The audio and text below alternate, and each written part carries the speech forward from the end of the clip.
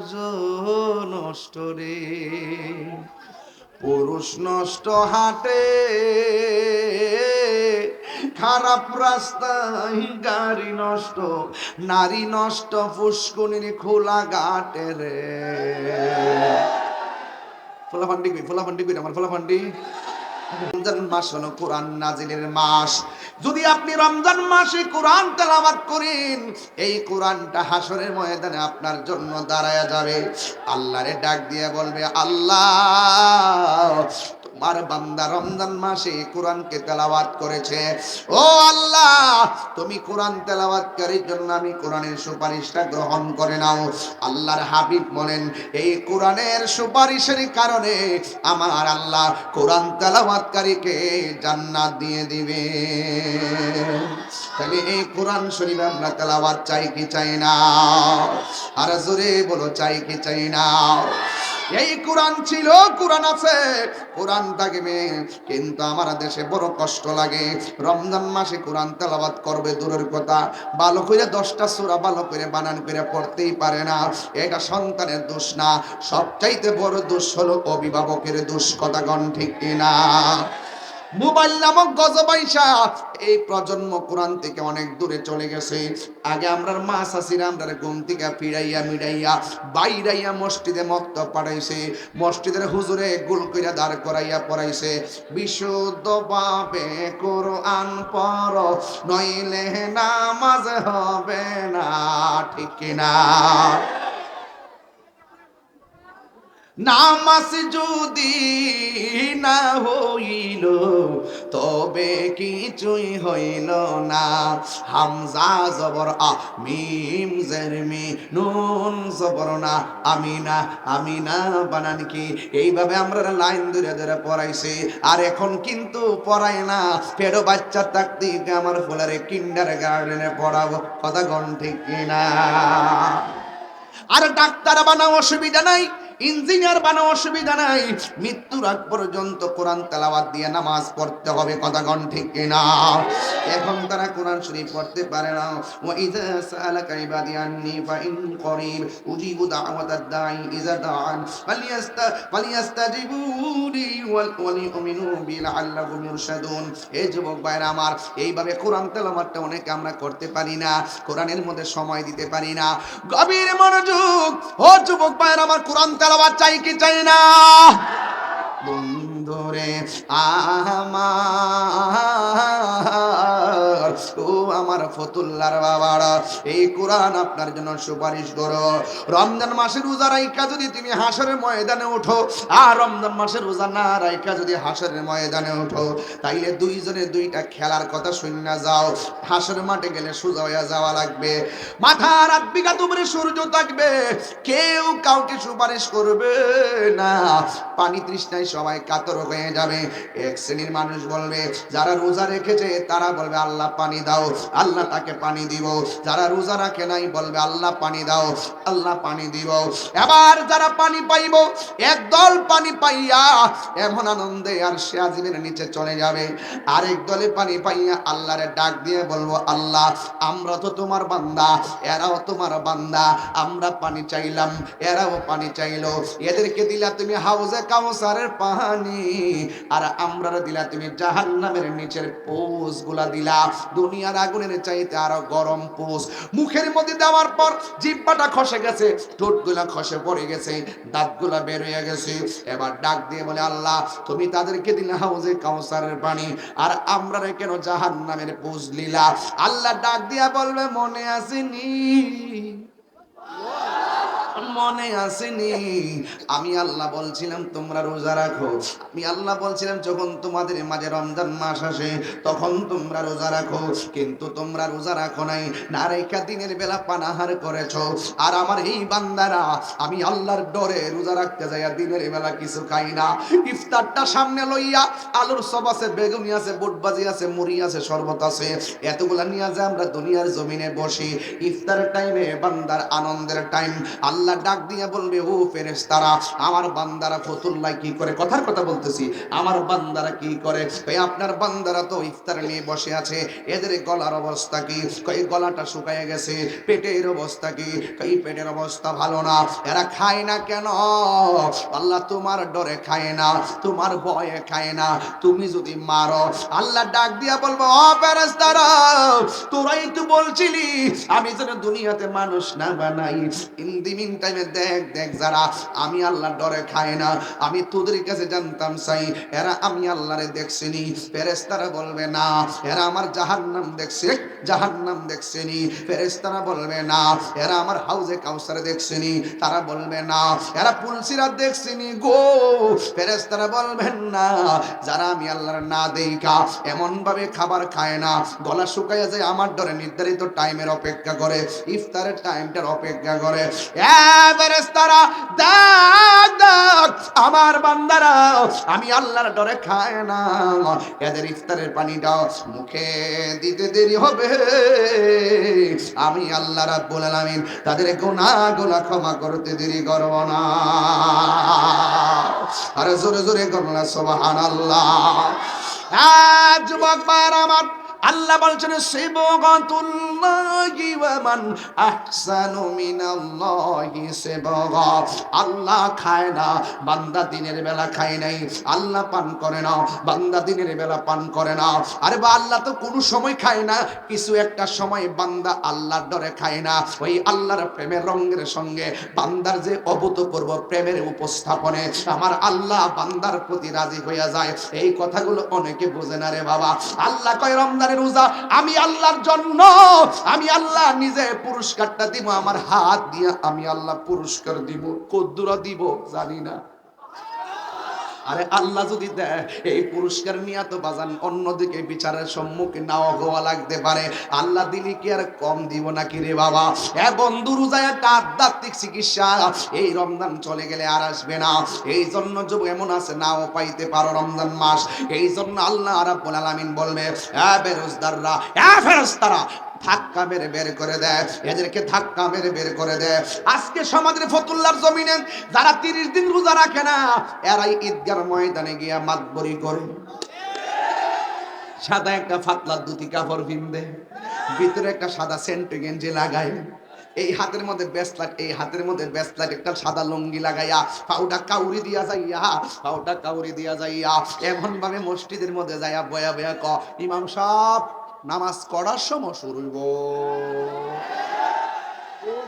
জুতা দা বাড়ি দেওয়া লাগেনি।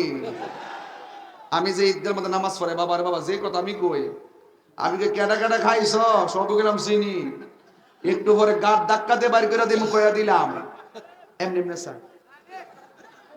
আবার মনে মনে এটাও ভাবে, তাহিরি যে বেড়া যদি নাম কয়ে বাইর করে দে, আমি মনে মনে আমি জীবনী নিয়ে বাইর করবো, পর আমার ইমামতিটা যাইতো।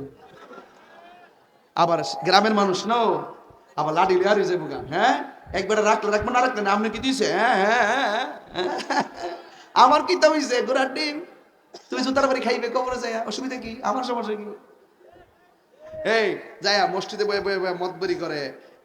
আমরা কিন্তু তারে ধমক দিয়ে বের করি না। বেরোজগার হইয়া রাস্তা চলতেছে, কিছু কয় না। আল্লাহ হাসরের মাঠে, ইন্নাল্লাহা লা ইস্তাহি আইয়া দরিবা মাসালাম মা বাউদাতান ফামা ফাওকাহা, আল্লাহ সেদিন লজ্জাবোধ করবেন না, ডাইরেক্ট বের করে দিবে, বেরিয়ে যা না ফরমান। ইমানের মুলকুল ইয়াউম, এই রাজত্ব আজকে আমি আল্লাহর।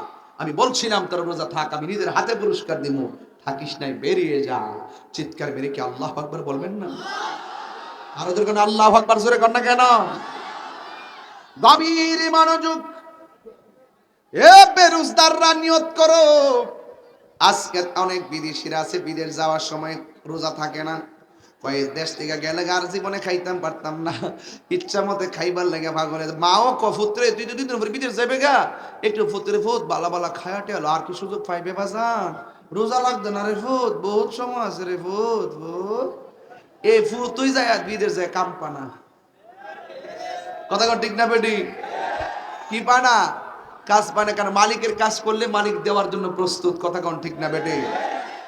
এই জন্য যুবক আমার অনুরোধ করে বলি, হাসরের ময়দানের কথা আমি বলছিলাম। বেরোজগাররা আটকে যাবে, আর আমার আল্লাহ ইমানদারদেরকে নিজের হাতে রমজানের পুরস্কার দিবে। এই পুরস্কার আমরা চাই কি চাই না? এই হাসরের ময়দান বড় কঠিন। একটা কদম যৌবনের হিসাব না দিয়ে সামনে যাইতে পারবেন না। একটা কদম মনে করছেন 14 ফেব্রুয়ারিতে গার্লফ্রেন্ড আর বয়ফ্রেন্ড আঙ্গুলে শিকল বান্ধা ঘুরেছেন পার্কে, আপনি মনে করছেন বাচ্চা কাছে না, কেউ দেখছে না। কিন্তু হাসরের ময়দানে যৌবনের হিসাবটাই সবার আগে দেওয়া লাগবে। কথা বলেন ঠিক কিনা? আমি আল্লাহ তোরে টাকা দিছি, অর্থটা কোন পথে ব্যয় করছ হিসাব দে। আর সর্বপ্রথম আমার আল্লাহ নামাজের হিসাব নিবে। এই নামাজের হিসাব না দিয়া একটা কদমও সামনে যাইতে পারবে না। বন্ধুরে আমার, ও যুবকের দল, এই জন্য আমি আপনাদের কাছে জানতাম যাই, নামাজ যে পড়ছেন কবুল হয়েছে কিনা জানেননি? রোজা যে রাখছেন কবুল হয়েছে কিনা জানেননি? কিছুই তো জানেন না। কিন্তু আমরা যে নবীরে ভালোবাসি এর মাঝে কোনো সন্দেহ আলাইকা ইয়া হাবিবাল্লাহ,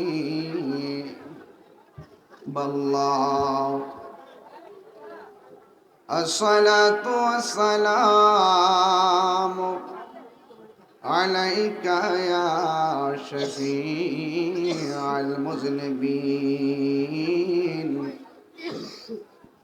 الصلاة والسلام عليك يا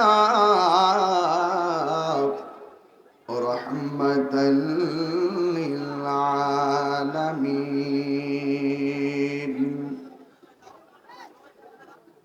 الحمد لله، الحمد لله رب العالمين، خالق السماوات والأرضين، الصلاة والسلام على أشرف الأنبياء والمرسلين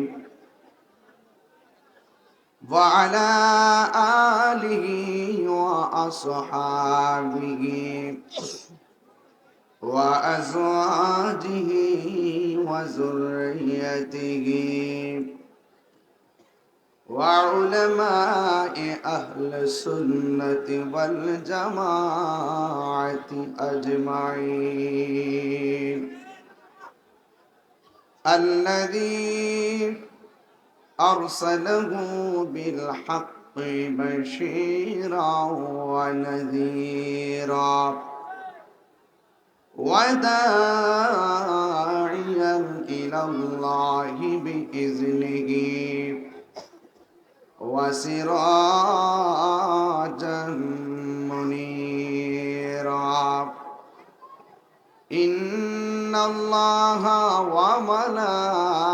وملائكته يصلون على النبي يا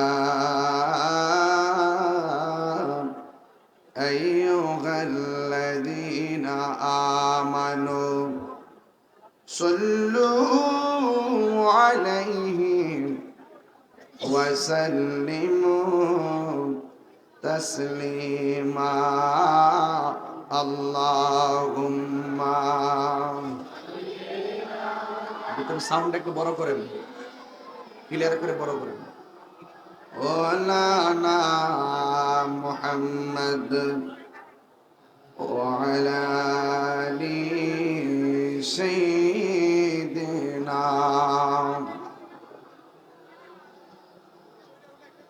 মোহাম্মদ দরদ মাকে কণ্ঠে পড়ুন আল্লাহুম্মা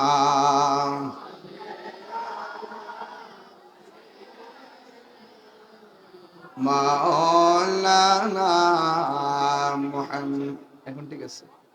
ওয়ালা আলি সাইয়্যিদিনা।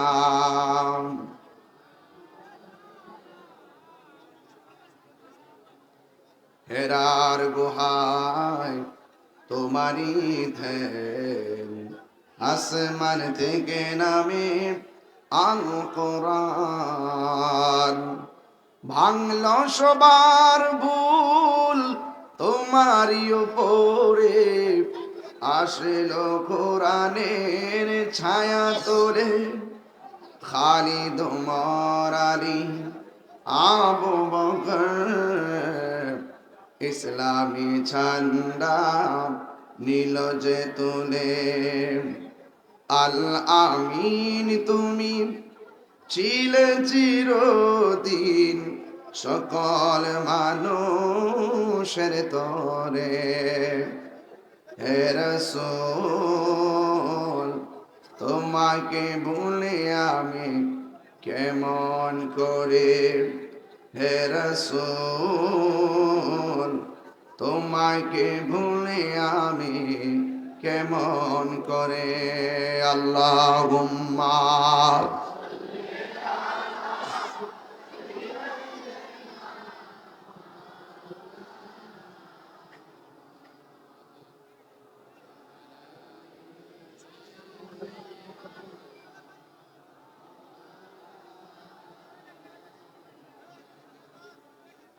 লা ইলাহা লা ইলাহা লা লা ইলাহা ইল্লাল্লাহ, পড়ো লা ইলাহা লা লা ইলাহা ইল্লাল্লাহ, বড়ি লা ইলাহা লা ইলাহা লা ইলাহা লা লা ইলাহা ইল্লাল্লাহ, লা ইলাহা। হাসবি রাব্বি জাল্লাল্লাহ মা ফি কলবি গায়রুল্লাহ, পড়ো নূর মুহাম্মদ সাল্লাল্লাহ, লা ইলাহা ইল্লাল্লাহ, বলুন লা ইলাহা লা ইলাহা লা ইলাহা ইল্লাল্লাহ মুহাম্মাদুর রাসূলুল্লাহ সাল্লাল্লাহু আলাইহি ওয়াসাল্লাম। মা বোনদের প্রজেক্টরটা বন্ধ আছে, আপনার প্রজেক্টরটা একটু ওপেন করে দেন। সবাই পড়ি আলহামদুলিল্লাহ। লাখ কোটি দরুদ ও সালাম ওই নবীর নূরানি কদম মোবারকে, যিনি হায়াতুন নবী, নূর নবী, গায়েবের খবর দেনওয়ালা, হুজুরপুর নূর সাল্লাল্লাহু আলাইহি ওয়াসাল্লামের উম্মত হিসাবে আল্লাহ পাক যেন আমাদেরকে কবুল করেছেন, আল্লাহ পাক যে আমাদেরকে সেই নবীর উম্মত বানিয়েছেন, শুকরিয়া দান সকলে পড়ুন আলহামদুলিল্লাহ। অনেক কথা হচ্ছে, এই কথাগুলো বন্ধ করতে হবে। বাহিরের রাস্তাটা ব্লক করে দেন, যেন কোনো মানুষ ভিতরে ঢুকতে না পারে। আমরা বারবার মেসেজ দিয়েছি, জায়গা বিশাল বড় মাঠ, আশিকের সংখ্যা আরো বেশি, তিল ধারণের জায়গা নেই। সবাই জবানটা করে বলুন, হায়াতের মালিক কে? ইজ্জতের মালিক কে? মাহফিলে এনেছেন কে? যা কেউ দেখে না, দেখে কে? সেজদা করব একজনকে, তিনি কে? সে আল্লাহ হলো আমাদের হায়াতের মালিক, ঠিক কিনা বলেন? আমাদের মৌতের মালিক, ঠিক কিনা? এই জন্য অনুরোধ করব আপনাদের সকলকে, যতদিন বাঁচবো আমরা আল্লাহর ইবাদত করব, ঠিক না বেঠিক? তো আমি আপনাদের সামনে, যেহেতু অনেক আগেই মাইক ধরার কথা ছিল, 1.5 ঘন্টা জ্যামে পড়ে সাহেব প্রতাপ থেকে অনেক কষ্ট করে আমি এসেছি। মাহফিল কমিটির একটা আপ্যায়ন করতে চেয়েছিল, বিশেষ করে জয়নাল আবেদিন পীর সাহেব হুজুর, তিনি অত্যন্ত আমাকে মহব্বত করেন, আমিও তাকে মহব্বত করি। এই সূত্র ধরে আজকে হাজার পরিশ্রমকে উপেক্ষা করে এই মাহফিলে এসে আশিকদের মিলন মেলা দেখে আমি অত্যন্ত অভিভূত হয়েছি। ভাইরা আমার, আপনারা জানেন এমন একটা জামানায় আমরা বাস করতেছি, যে জামানার কথা রাসূল করিম সাল্লাল্লাহু আলাইহি ওয়াসাল্লাম আগেই বলেছেন, পৃথিবীতে এমন একটা সময় আসবে, জ্বলন্ত আংরা হাতে রাখলে যেমন কষ্ট হবে, তার চাইতে বেশি কষ্ট হবে ঈমান রাখতে, ঠিক না বেটি?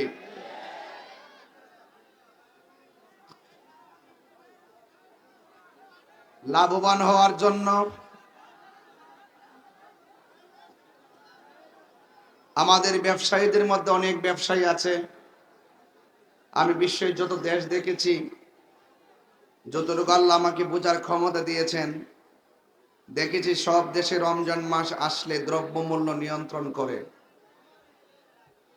দাম কমিয়ে দেয়।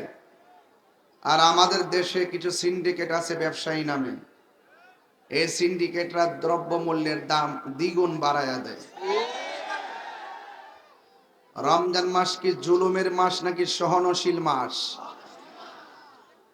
তাইলে বোঝা গেল আমরা আমাদের নিজেদেরকে এখনো প্রস্তুত করতে পারি নাই। যেই লোকটা গুদামজাত করে দ্রব্যমূল্যের দাম বাড়িয়ে দিয়ে লাভবান হতে চায়, সে মনে হয় শয়তানের পাল্লায় পড়ে ভুলে যায় রিজিকের মালিক পৃথিবীর কেউ না, রিজিকের মালিক কে?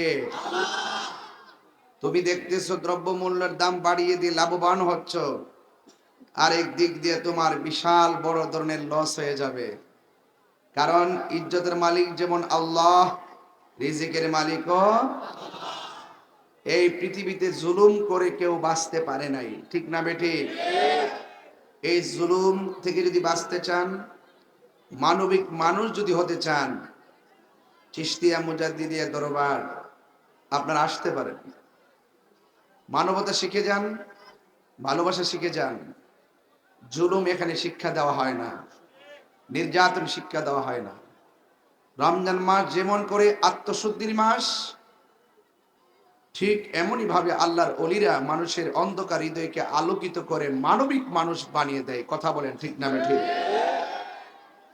তো আমাদের দেশে সিন্ডিকেট আছে না নাই? এটা হলো বাজারের সিন্ডিকেট। বাজারের সিন্ডিকেটের রোষাতলে সাধারণ পাবলিক অতিষ্ঠ।